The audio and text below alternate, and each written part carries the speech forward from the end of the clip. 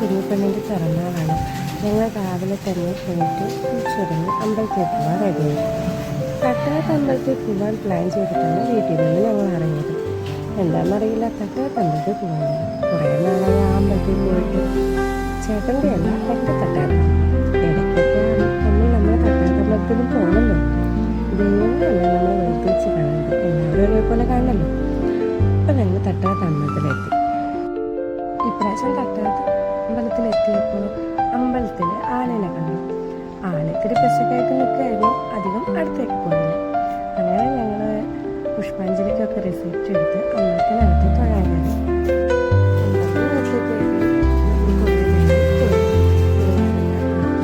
ആരോഗ്യത്തിനും അവരുടെ വിദ്യാഭ്യാസത്തിനും എല്ലാത്തിനും വേണ്ടി ഞങ്ങൾ തൊഴിൽ.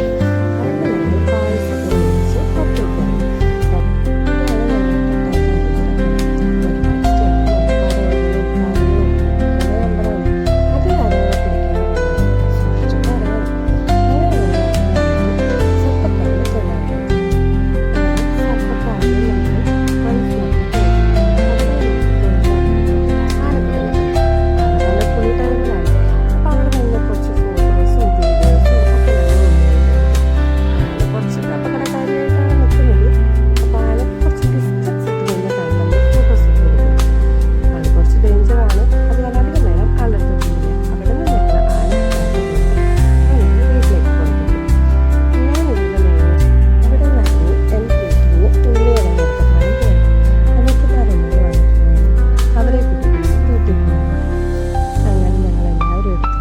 പുറപ്പെട്ടു.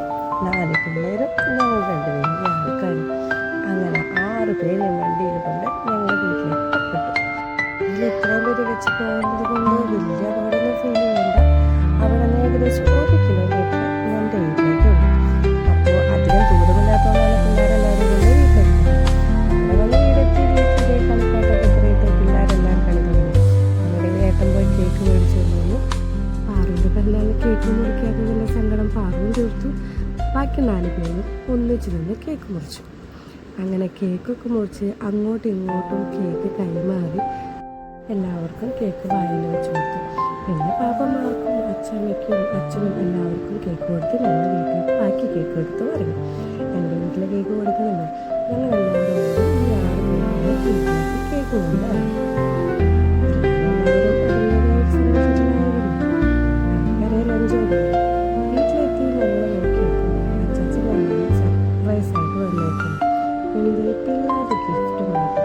അവരൊരിക്കലും പ്രതീക്ഷിക്കാത്തൊരു സാധനമായിരുന്നു അവർക്ക് 2 പേർക്കും ഗിഫ്റ്റായിട്ട് അമ്മാമ്മ അച്ചാച്ചനും കൊടുക്കുന്നത്.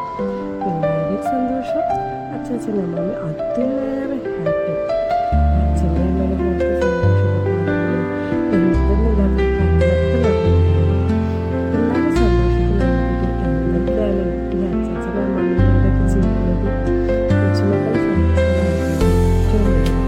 ആ സ്ഥലത്തിൽ